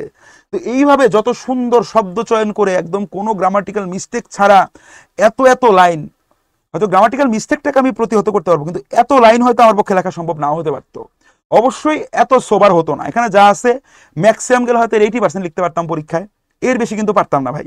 সো আপনার ওইরকম অযাচিত ভয় বা আত্মবিশ্বাস ভেঙে ফেলার কোনো প্রয়োজন আপনার নেই। ঠিক আছে, এটা খুব জরুরি। হ্যাঁ, তাহলে দেখেন, এরপর আমরা দ্বিতীয় কারণ দিলাম রিডিউস স্ট্রেস, যে এটা কি, পরীক্ষা যদি না থাকে শিক্ষার্থীদের কি স্ট্রেস লেভেলটা কি হবে, কমে যাবে। ওকে, তারপর কি, এই যে তারপরে দেখা একটা কারণ দিচ্ছি স্কিল ডেভেলপমেন্ট, যে কি দক্ষতার উন্নয়ন হবে। দক্ষতা উন্নয়ন তো কি লেভেলের গুরুত্বপূর্ণ টপিক, যারা ফোকাস সেটিং এর আগে আমরা ক্লাস করেছি আপনারা জানেন, কোরিলেশনগুলো দেখিয়েছি। So without the constraints of exam centric teaching, অর্থাৎ এক্সাম কেন্দ্রিক যে পরীক্ষা কেন্দ্রিক যে শিক্ষকতাটা, যেমন আমি আপনাকে আজকে পড়াচ্ছি কিন্তু কালকের পরীক্ষার কথা মাথায় রেখে, তাই না? তো একাডেমিক পড়াশোনা যখন শুধু পরীক্ষা কেন্দ্রিক হয়ে যায়, সেই পরীক্ষা কেন্দ্রিক পড়াশোনার যে বাধ্যবাধকতা, যে বাধা, যে কনস্ট্রেন্টস গুলা, যে ঝামেলাগুলা, এই ঝামেলাগুলা যদি না থাকে, এডুকেটরস, দেখেন ইচ্ছা করে আমি টিচার্স লিখি না, হচ্ছে এডুকেটরস লিখেছি, আপনি চাইলে মেন্টরস লিখতে পারেন, বা চাইলে টিচার্সই লিখেন, লিখতেই হবে এমন না। এডুকেটরস লিখছি বলে যে আমি বলবো এই আজকে থেকে আমার স্যার ডাকবা, কারণ আমি এত চমৎকার শব্দ লিখছি, ব্যাপারটা এরকম না। ব্যাপারটা হচ্ছে আপনি পরীক্ষা হলে কতটুকু ডেলিভার করতে পারবেন, you need to understand your level, এবং লেভেলটাকে আপগ্রেড করার জন্য you need to give your 100%, that's the main thing. সবার লেভেল সেম না। এই যে অনেক দক্ষ ভাই বোনেরা আমার সাথে এখন লাইভে আসেন, সেই জায়গা থেকে বলি, আমি কথা প্রায়শই বলি, বাংলাদেশের যারা জব পায়, স্পেশালি ব্যাংক জব, বিসিএস এর ক্ষেত্রে পার্সেন্টেজটা একটু বেশি, ব্যাংক জব বা বিসিএস ওভারঅল যদি বলি, ম্যাক্সিমাম 20 থেকে 30% স্টুডেন্ট আছে যারা ভালো লিখে জব পায়, একদম কোয়ালিটি লিখে জব পায়, কোয়ালিটি লেভেলের লিখে কোয়ালিটি মেনটেন করা। আর অধিকাংশই আছে তুলনামূলক কম খারাপ লিখে অধিকাংশের থেকে, কারণ অধিকাংশ লেভেলেই এত বাজে লিখে আমরা পরীক্ষার হলে, গ্রামাটিক্যাল মিস্টেক, এরর, এই নিয়ম কানুন বাদ দেন, এগুলো মাথায় তো দূরের কথা, সঠিক ইংরেজি বাক্যই লিখতে পারতেছেন না। আমি প্রথমে যেটা বললাম যে একটা ইংলিশ সেন্টেন্স তৈরি করতে পারেন না, সিম্পল কমপ্লেক্স কম্পাউন্ড সেন্টেন্স বুঝেন না, আপনি ধরেন পার্টস অফ স্পিচগুলোর কারেক্ট অর্ডার বুঝেন না, পজিশনগুলো বুঝেন না, একটা বাক্যে অনেকগুলো অ্যাডভার্ব দিবেন, কোন অ্যাডভার্বটা আগে কোনটা পরে এগুলো আপনি বুঝতেছেন না, হ্যাঁ, কোথায় নাউন হবে কোথায় অ্যাডজেক্টিভ হবে এগুলো জানেন না, সিম্পল কমপ্লেক্স কম্পাউন্ডের ট্রান্সফরমেশন বুঝেন না, ফাইনাইট ভার্ব বুঝেন না, তো আপনি তো আলটিমেটলি লিখতে পারবেন না। এই জন্যই হচ্ছে এই জায়গাটা হচ্ছে সব থেকে বড় ড্রব্যাক, সবচেয়ে বড় লুপ হোলটা হচ্ছে এখানে। তো এই লুপ হোলটা নিয়ে ইনশাল্লাহ আমরা কাজ করব। হ্যাঁ, আসেন তাহলে স্কিল ডেভেলপমেন্টের কথা বলছি। তাহলে পরীক্ষা কেন্দ্রিক যে শিক্ষাদান, এই শিক্ষাদানের প্রেশারটা যদি না থাকে তাহলে শিক্ষকেরাও কি করতে পারে, educators can focus on fostering practical skill, অর্থাৎ শিক্ষকেরাও তখন কি করতে পারে, ব্যবহারিক জ্ঞানটাকে এনহ্যান্স করার জন্য, ব্যবহারিক জ্ঞানটাকে বাড়ানোর জন্য, নার্চার করার জন্য তারা কিন্তু কি করতে পারে, মনোনিবেশ করতে পারে। ক্রিয়েটিভিটি বা উদ্ভাবনী ক্ষমতা অ্যান্ড প্রবলেম সলভিং অ্যাবিলিটি, মানে এই গুণগুলাকে প্রমোট করার জন্য, এই গুণগুলাকে বের করে আনার জন্য কিন্তু পরীক্ষকেরা চেষ্টা করতে পারে। তাহলে দেখেন মোটামুটি, এবং আরেকটা লাইন লিখছি যে দিস শিফট, এই যে পালা পরিবর্তন, পট পরিবর্তন বা এই যে পরিবর্তনটা, ক্যান বেটার প্রিপেয়ার স্টুডেন্টস, এটা শিক্ষার্থীদেরকে অনেক ভালোভাবে তৈরি করতে পারে for real world challenges and enhance their employability in a rapidly evolving job market. এবং এই যে দ্রুত পরিবর্তনশীল যে জব মার্কেট আছে, এই জব মার্কেটে তাদের চাকরি পাওয়ার যে যোগ্যতা বা যে এমপ্লয়েবিলিটিটা, এটাও কিন্তু বাড়িয়ে দিতে পারে এই কি, এই লেভেলের লার্নিংটা। তাহলে দেখেন আমি তিনটা লজিক কিন্তু আমার বক্তব্যের সমর্থনে দিয়ে দিয়েছি। এখন যে ক্রুশাল পার্টটার কথা বলেছিলাম, আমার অপোনেন্ট বা অপোজিট যে বক্তব্যটা আছে, মানে অর্থাৎ আমি যে পক্ষে যাই নাই, অর্থাৎ আমার অবস্থানের বিপক্ষে যারা আছে তাদের যে মেইন লজিকটা আছে, সেই লজিকটাকে আমরা কি করব, উপস্থাপন করব এবং সেটাকে রিফিউট করব আমরা। এটা হচ্ছে আমাদের বডির লাস্ট যে সেগমেন্টটা, সেই সেগমেন্ট। ওকে, তাহলে দেখেন উপরে আপনার অবস্থানের পক্ষে তিনটি যুক্তি ও সমর্থন উল্লেখের পর এইবার বিপরীত পক্ষের একটি মূল যুক্তি আপনি উপস্থাপন করবেন। আগে যুক্তিটা উপস্থাপন করবেন, এটা আসলে একটা প্যারা, কিন্তু আমি মানে ইনস্ট্রাকশন বেসড লার্নিং এর জন্য আমি মাঝখানে বাংলা ইনস্ট্রাকশন দিয়েছি। দেখেন বিপরীত পক্ষের যুক্তিটা দেই। বিপরীত পক্ষের যুক্তিটা কি, তারা বলবে না পরীক্ষা যদি না থাকে তাহলে তো স্ট্রেস কমে যাবে। দেখেন তারা কি বলতেছে, কই গেল, সরি, এখানে দেখেন বিপরীত পক্ষের যুক্তিটা কি। বিপরীত পক্ষের যুক্তিটা থাকতে পারে, এই দেখেন দিয়েছি, মোরেভার সাম ওপাইন দ্যাট, অনেকে মতামত দেয় যে exam serve as a crucial tool for assessing students understanding of the curriculum and providing a standardized measure of academic performance. পরীক্ষা হচ্ছে পরীক্ষার্থীদের কতটুকু উন্নতি হলো সেটা পরিমাপের একটা মানদণ্ড। তাহলে পরীক্ষা যদি না থাকে, কে কতটুকু শিক্ষাটা নিজের আয়ত্তে নিতে পারলো, আত্মস্থ করতে পারলো, কার কতটুকু ইমপ্রুভমেন্ট হইলো, তাহলে আমরা মেজার করবো কি দিয়ে? আমাদের তো কোনো মেজারিং টুল বা কোনো বেঞ্চমার্কই থাকতেছে না যদি পরীক্ষাই না থাকে। হ্যাঁ, উইদাউট এক্সাম, পরীক্ষা ছাড়া, it becomes challenging to evaluate students consistently, ধারাবাহিকভাবে শিক্ষার্থীদেরকে মূল্যায়ন করা খুব কঠিন হয়ে যায়। And ensure accountability of the in the education system, এবং শিক্ষা ব্যবস্থায় যে জবাবদিহিতাটা আছে এইটা কিন্তু নিশ্চিত করা কঠিন হয়ে যায়। এইটা হচ্ছে আমাদের বিপরীত পক্ষের বক্তব্য। এখন দেখেন, এখন এই বিপক্ষ যুক্তিটি রিফিউট করে দিন। এইভাবে আমরা এটাকে রিফিউট করে দিব, বাদ করে দিব। কিভাবে বাদ করে দিচ্ছি দেখেন, assessment methods such as continuous evaluation, projects and presentations can be introduced to maintain a measure of accountability. আমরা বিভিন্ন প্রজেক্ট, প্রেজেন্টেশন, এই টাইপের যে কন্টিনিউয়াস ইভ্যালুয়েশনগুলো আছে, এগুলাকেই তো আমরা জবাবদিহিতার একটা কি মাধ্যম হিসেবে ব্যবহার করতে পারি। This methods can provide a comprehensive understanding of a students capabilities, encouraging a more comprehensive evaluation system than traditional exam. অর্থাৎ যখন আমরা এরকম কন্টিনিউয়াস অ্যাসেসমেন্টগুলো যাব, তখন আসলে প্র্যাকটিক্যাল লার্নিং সম্পর্কে একজন স্টুডেন্ট আসলে কতটুকু নিজে বিষয়টাকে আত্মস্থ করতে পেরেছে, এটার প্র্যাকটিক্যালিটাও আমাদের পক্ষে যাচাই করা সম্ভব হবে, যেটা কিনা ঐতিহ্যগতভাবে ট্র্যাডিশনাল বা প্রথাগত পরীক্ষার মাধ্যমে যেগুলো সম্ভব না। তাহলে দেখেন বিপক্ষর যুক্তিও এনেছি, সেই যুক্তিটাকে রিফিউটও করে দিলাম। তার মানে আমার লেখা এখন মোটামুটি কমপ্লিট, আমার লেখাটাকে আমি স্ট্রেংথেন করে ফেলছি। এখন শেষ লাইনটা হবে কি, ওই আবার সেই আমরা টক শোর উপস্থাপকের মতো হয়ে যাব। while some might highlight, অন্যের কথা বলতেছি, হ্যাঁ অনেকে হয়তো হাইলাইট করতে পারে the need of academic benchmark and objective evaluation, অনেকে হয়তো কি পরীক্ষা অবজেক্টিভ ইভ্যালুয়েশনের কথা, অবজেক্টিভ পদ্ধতিতে মূল্যায়নের কথা বা সরাসরি মূল্যায়নের কথাটাকে অনেকে হাইলাইট করতে পারে। বাট আই থিঙ্ক, কিন্তু আমি কি মনে করি, হোলিস্টিক লার্নিং, ওই যে আমার যে তিনটা লজিক ছিল, এক হচ্ছে হোলিস্টিক লার্নিং, দুই হচ্ছে রিডিউসড স্ট্রেস, তিন হচ্ছে স্কিল ডেভেলপমেন্ট। আমার মতে কি, I think holistic learning with a reduced stress and ওই যে স্কিল ডেভেলপমেন্টকে কি বলতেছি, preparation for real world challenge, প্রকৃত রিয়েল ওয়ার্ল্ড যে চ্যালেঞ্জগুলো আছে এগুলোর জন্য যে প্রস্তুতিটা, আর দ্য গেম চেঞ্জার্স, এগুলো হচ্ছে কি মেইন আমাদের কি গেম চেঞ্জার্স, এগুলো হচ্ছে মূল পরিবর্তন, মূল নিয়ামক, মূল পরিবর্তক। The future of education in Bangladesh hinges, বাংলাদেশের ভবিষ্যতের শিক্ষা ব্যবস্থাটা ঝুলে আছে কিসের উপর, অন এ থটফুল, সুচিন্তিত অ্যান্ড ওয়েল ব্যালেন্সড এবং ভারসাম্যপূর্ণ approach that considers the diverse needs of students and the broader goals of education system.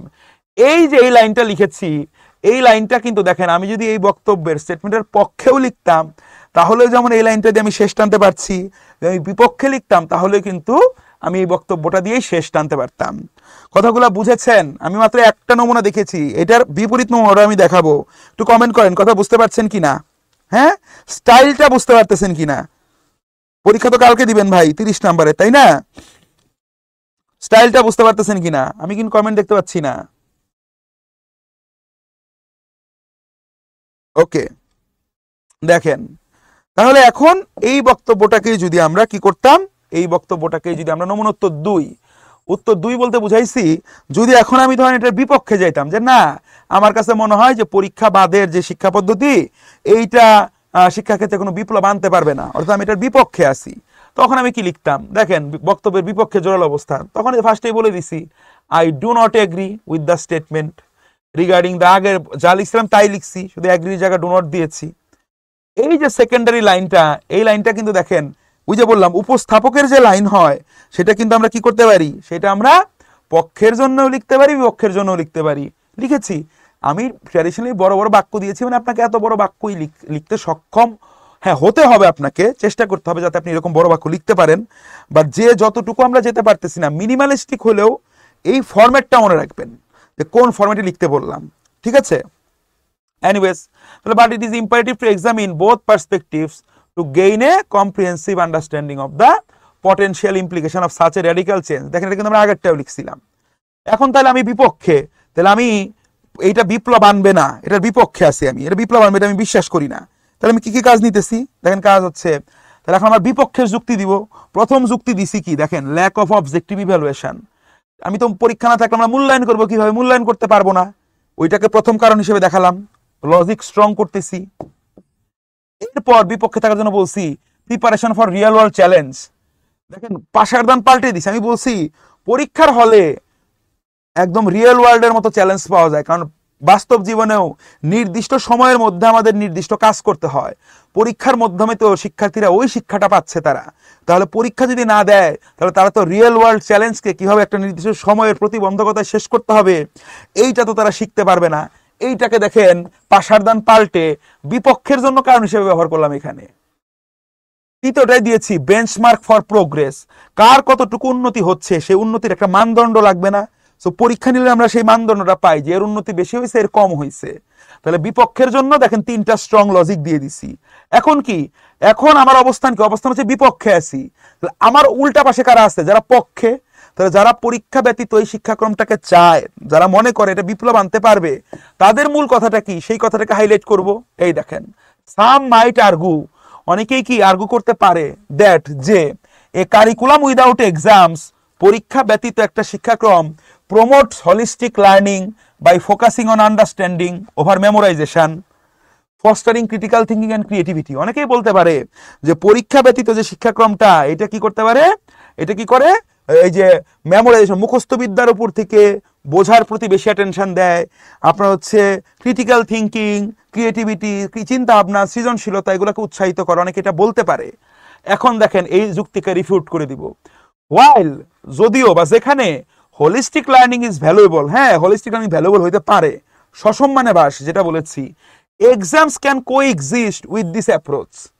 হ্যাঁ হোলিস্টিক লার্নিং ভালো, মানে এক্সামের পক্ষে যারা ওরা তো একটু মানে বিপদে আছে, কারণ হোলিস্টিক লার্নিং তো প্রয়োজন, এই জন্য বলতেছি হোলিস্টিক লার্নিং দরকার, কিন্তু এক্সামও এই জন্য বাদ দিতে হবে ব্যাপারটা এরকম না।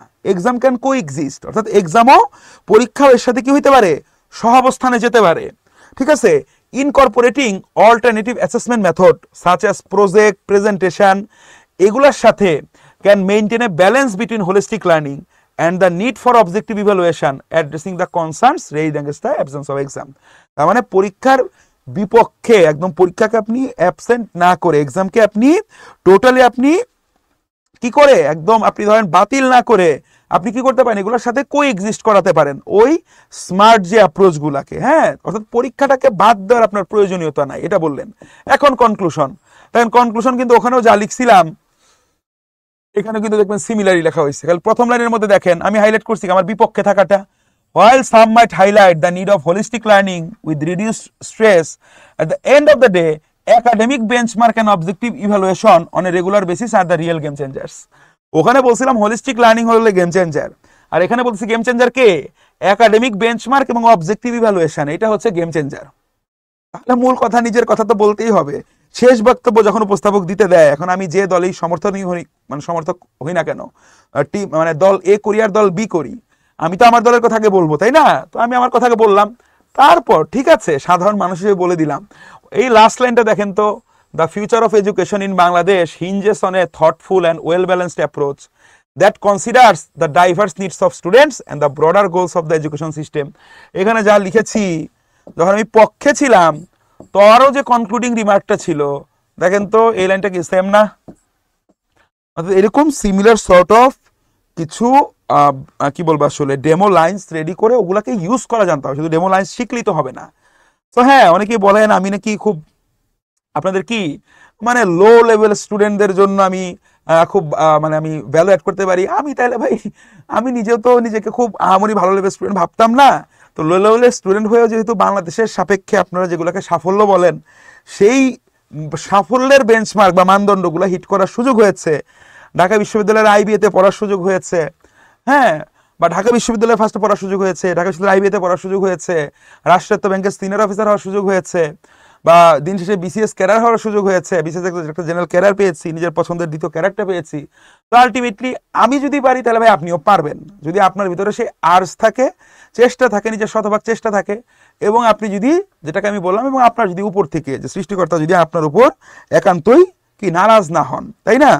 তো এই ব্যাপারগুলো কিন্তু রিয়েল। সো একটা ক্লাসে কোনোভাবেই কিন্তু গেম আমরা আসলে কি করলাম এই শর্ট টাইমটাতে, আমরা আসলে পুরো এসেন্সটা কালকে যারা এক্সাম দিবেন এবং আর্গুমেন্ট রাইটিং নিয়ে খুব মানে প্যারায় আছেন, আপনি কিভাবে কি লিখবেন না লিখবেন আপনি বুঝতে পারতেছেন না, তাদের জন্য একটা সেশন দেওয়ার মানে চেষ্টা করলাম। আপনি একটু কাইন্ডলি বলেন তো, যারা আসলে ক্লাস করলেন, খুব স্বল্প সংখ্যক মানুষ, আপনারা ক্লাসটা কি কিছুটা কি আপনারা আইডিয়া পেয়েছেন, বা কালকে আর্গুমেন্ট রাইটিং যখন লিখতে যাবেন আপনার কি মনে হয় কিছুটা হলেও এই লার্নিংটা কাজে লাগবে?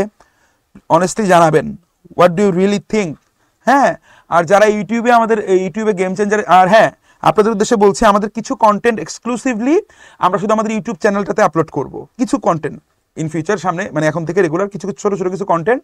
তো ওই কন্টেন্টগুলো যদি আপনারা পেতে চান, সবই জব প্রার্থীদের জন্য ভ্যালু অ্যাডিং কন্টেন্ট হবে। এগুলোর জন্য আপনার আমাদের ইউটিউবে যে চ্যানেলটা আছে গেম চেঞ্জার, ওখানে আবার গেম চেঞ্জার আলাদা, একত্রে নামটা নিচ্ছিল না, গেম চেঞ্জার এই চ্যানেলটাকে আপনারা একটু সাবস্ক্রাইব করে রাখতে পারেন। ওখানে আপনারা রেগুলার ভিত্তিতে কন্টেন্ট পাবেন। হ্যাঁ, জব প্রার্থীদের জন্য বিভিন্ন ধরনের কন্টেন্ট পাবেন। এবং কালকে তো আপনাদের এক্সাম, তো এক্সামের আগেই বলি, যারা এক্সাম দিতে যাচ্ছেন অবশ্যই অবশ্যই অবশ্যই একটা সস্তা ঘড়ি কিনে নিয়ে যাবেন, কারণ দুর্ভাগ্যজনকভাবে হলেও সত্য, প্রত্যেকটা পরীক্ষার হলে কিন্তু ঘড়ি থাকে না। এবং ঘড়ি না দিয়ে যদি আপনি পরীক্ষা হলে ঢুকেন, ব্যাপারটা এমন হবে আপনি বিয়ের দাওয়াতে গিয়েছেন, বরযাত্রী নিয়ে গেছেন, সাথে বরই নাই। হ্যাঁ, এরকম অবস্থা। ঘড়ি নিয়ে ঢুকতে না দিলে ঘড়ি ফেলে দিবেন, ঘড়ি নিয়ে ঢুকতে কখন দিবেন না, যখন ভিতরে ঘড়ি আসছে, তাই না? তাহলে এই ব্যাপারগুলো নিশ্চিত করতে হবে, ঠিক আছে? তো কিছু জিনিস একটু আমরা আউটপুট দেওয়ার মানে আমরা আপনাদেরকে আসলে জানানোর চেষ্টা করলাম। সো রিটেনের যে ওভারঅল পার্টটা আছে, যারা আসলে বেসিক টু অ্যাডভান্স লেভেলের মোডটাতে আপনারা যাবেন, it's not a very tough thing actually. হ্যাঁ, এখন প্রত্যেকের সক্ষমতার লেভেল তো আলাদা, তো নিজের লেভেলটা আপগ্রেড করাটা হচ্ছে স্মার্ট ক্যান্ডিডেটদের কাজ। তো সেই কাজটা হোপফুলি আমরা করিয়ে দিব, ঠিক আছে? সো কালকে পরীক্ষা, আজকে আপনাদের অতিরিক্ত টাইম কিল করাবো না, কালকে আরও স্পেশাল কিছু অ্যানাউন্সমেন্ট পাবেন। আর এখানে খুব মানে কি বলবো, স্পেশাল তো সবাই, স্পেশাল শব্দটা এখন আসলে স্পেশাল নাই, ডিফারেন্ট শব্দটাও স্পেশাল নাই, সবাই বলে ডিফারেন্ট, ভিন্ন, কি বলবো আসলে। তো এই জন্যই বলি, নতুন শব্দ খুঁজে পাচ্ছিলাম না, তো এই জন্য পরে ওখান থেকে গেম চেঞ্জার নামটার আবির্ভাব। তো চাকরির পরীক্ষার এই জার্নিতে যারা আছেন, নব্য, নতুন, পুরাতন, বিসিএস আহত হয়ে যারা শুরু করতেছেন, যারা প্রথমে শুরু করলেন, এই জিনিসগুলো আপনাদের জন্য ভাই লঙ্গা রানে কাজ করতে চাই। আপনাদেরও উপকার হবে, আমি হয়তো উপকৃত হবো, আগেই বলছি আমি তো চ্যারিটি করছি না, তাই না? ব্যাপারটা হচ্ছে ওই রকম। সো ফুলে আপনাদের অনেকের সাথেই রিয়েল ক্লাসে দেখা হবে। সেই ক্লাসগুলোতে এমন কিছু কন্টেন্ট আর এমন কিছু টোন, প্র্যাকটিক্যাল ভাষা, আর আমি ভাই খুব চাইলেও খুব বেশি হয়তো পশ হতে পারবো না বা পারি না, যে টোন শুনতেছেন এই টোনেই আমি পড়াই, এভাবেই পড়িয়ে আসতেছি গত প্রায় 7 বছর ধরে। হ্যাঁ, সো ওই জিনিসটাই কন্টিনিউ হবে এবং কন্টিনিউয়াস নিজেকে আপগ্রেড করার চেষ্টা করতেছি, নিজে প্রতিনিয়ত শেখার চেষ্টা করছি। সো হোপফুলি আমরা, আপনারা যদি কোর্স আউটলাইনটা দেখেন, আপনারা ইনশাল্লাহ আইডিয়া পাবেন যে এই ধরনের আউটলাইন আপনারা আসলেই আপনারা আগে দেখেন নাই। হ্যাঁ, এবং বেসিকটা থেকেই অধিকাংশের দুর্বলতা থাকে বলে আমরা বেসিক থেকে আসলে রাইটিংটা কি করবো আসলে আমরা শুরু করব, ঠিক আছে? সো ম্যাথ, ইংলিশ এবং সামনে আর অন্য, এবং ইংলিশের প্রিলিমিনারি নিয়ে আপনারা দেখবেন এই মাসের শেষে, জুলাই মাসের শেষ নাগাদ আমরা নতুন একটা অ্যানাউন্সমেন্ট আসবে। প্রিলিমিনারি ইংলিশের যে কোর্সগুলো আছে সেগুলো বিসিএস এবং ব্যাংকের জন্য কম্বাইন্ড একটা কোর্স, এইটা নিয়ে আমরা এই মাসের শেষের দিকে আমরা আবার হাজির হব, ঠিক আছে? সো আপনারা যারা জব পেতে চান, জবের গেম চেঞ্জার আপনারা জানেন ম্যাথ এবং ইংলিশ, এই দুইটার সাপোর্ট নিয়ে আমি নিজে ব্যক্তিগতভাবে আপনাদের সাথে আছি সম্পূর্ণভাবে। এরপরও আরও কিছু ক্রিয়েটিভ ফেসেস এবং খুব কি বলবো ভ্যালু অ্যাডিং ফেসেস আপনাদের সামনে আরও হাজির হবে, একটু অপেক্ষা করুন আপনারা, ইউ উইল সি। এবং আমরা অন্যান্য সাবজেক্ট বিসিএস এর মতো, মানে বিসিএস এর প্রিপারেশনের জন্য ইন্ডিভিজুয়াল, হ্যাঁ আমরা ওই সোলো, আমরা একদম আপনাদেরকে আমার সব কিছু আমি আপনাকে নিতে বাধ্য করবো এরকম না, আমি সেগমেন্ট ওয়াইজ ছোট ছোট কিছু কোর্স নিয়ে আমি আপনাদের সামনে হাজির হব। তবে যেটা আসবে সেটা ওভারঅল আপনার চাহিদা ক্যাটার করবে এবং সেই লেভেলের রিসোর্স পার্সনই আপনাদের সামনে আসবে, ঠিক আছে? এটা আমি হই বা যেই হোক, ঠিক আছে? এটা মাথায় রাখবেন। এনিওয়েজ, তো সবার জন্য শুভকামনা। আগামীকালকের পরীক্ষাটা ক্যাশের পরীক্ষা, মানে প্রায় কত 2600 না 2400 পোস্ট হলেও চাকরি পাবেন প্রায় 3500 পর্যন্ত লোক। আপনারা দেখলেন এই যে গত পরশুদিনই তো চতুর্থ প্যানেল প্রকাশ হলো, তাই না? তার মানে অনেকেরই চাকরি হবে এটাতে। সো প্রথম কথা ভাই, কালকে বাদ যাবে না একটি শিশু। 200 নাম্বার অ্যান্সার করে দিয়ে আসতে হবে, এটা হচ্ছে প্রথম টার্গেট, যা বুঝেন না বুঝেন। ম্যাথের জন্য আমি যে প্রথম ক্লাসে ট্রান্সলেশনের ক্লাসে দেখবেন আমি একটা টাইম এস্টিমেশন করে দিয়েছি, ওই টাইমের যে ভাগ করে দিয়েছি ওইটাকে ফলো করতে পারেন, নিজের মতো করে নিতে পারেন। 5 নাম্বারটা নিশ্চিত করে দেন বিন্দাস। কোনো একটা প্রশ্ন বিশেষভাবে ফাটিয়ে লিখতে যাবেন না, যদি ফাটিয়ে লিখতে যান আপনার প্রিপারেশনটা কিন্তু ফেটে যাবে। হ্যাঁ, এটা মাথায় রাখতে হবে। তো কালকে সবার জন্য শুভকামনা। কেমন হলো পরীক্ষা? এবং এই যে 3টা সেশন আপনাদের নিলাম, একটা হচ্ছে ট্রান্সলেশন, একটা হচ্ছে রিডিং কম্প্রিহেনশন, একটা আর্গুমেন্ট রাইটিং, এখান থেকে উপকৃত হলেন কিনা কালকে পরীক্ষা দিয়ে এসে আল্লাহর রাস্তে গ্রুপে একটা কমেন্ট করবেন, যারা রিয়েল পার্সন, যারা ক্লাসগুলো দেখেছেন, যে না আসলে আপনার উপকার হয়েছে কিনা। হ্যাঁ, না হলেও বলবেন যে আপনি আইডিয়া দিচ্ছেন, আইডিয়ার সাথে মানে আমি এগুলো অ্যাবসার্ড ছিল। হ্যাঁ, আপনি জানান, হোয়াট এভার ইউ ডু আপনি জানাবেন। হ্যাঁ, এই অ্যাকনোলেজমেন্টটাই আমরা চাচ্ছি, এখানে অন্য কোনো মনিটরি গেইন নেই। সবার জন্য শুভকামনা। আমাদের ইউটিউব চ্যানেল, আমাদের ফেসবুক পেজ এবং আমাদের ফেসবুক গ্রুপটা হচ্ছে game changer club. Game changer club হচ্ছে আমাদের গ্রুপটার নাম, গেম চেঞ্জার ক্লাব, ঠিক আছে? এখানে আলাদা আমাদের গ্রুপটা হচ্ছে গেম চেঞ্জার ক্লাব, এটা একটা public group, game changer club. এটাতে ঢুকলে দেখবেন অনেক ভিডিওস আমি আরো দিয়ে রেখেছি বিভিন্ন ফোকাস রাইটিং এর কন্টেন্ট নিয়ে, মূল যে লেখাটা লিখতে হবে এরকম অনেক লেখার নোটও আমি ওখানে দিয়ে রেখেছি, ঠিক আছে? গেম চেঞ্জার ক্লাব হচ্ছে আমাদের গ্রুপ। আমাদের পেজটা হচ্ছে গেম চেঞ্জার, এই যে এই নামে যেভাবে আছে উইদাউট এ স্পেস। আর ইউটিউবে আপনি সাবস্ক্রাইব করে রাখেন একটা চ্যানেল, মানে এখানে আমরা কি দিব, এখানে আপনার জন্য অনেক কোয়ালিটি কন্টেন্ট দিব, অনেক কিছু আমরা অলরেডি শুটও করে ফেলেছি, এগুলো ধীরে ধীরে আমরা আপলোড করবো, গেম চেঞ্জার, ঠিক আছে? সো ফুল আপনার সবার সাথে দেখা হবে, শুভকামনা। এবং জব পাওয়ার এই যে জার্নিটা আছে, এই যে এই গেম আমরা চেঞ্জ করবো ইনশাল্লাহ একসাথে। সবার জন্য শুভকামনা। আজকের মতো আমি শেখ শাহির আহমেদ, গেম চেঞ্জারের স্টুডিও থেকে সাইনিং আউট। আসসালামু আলাইকুম।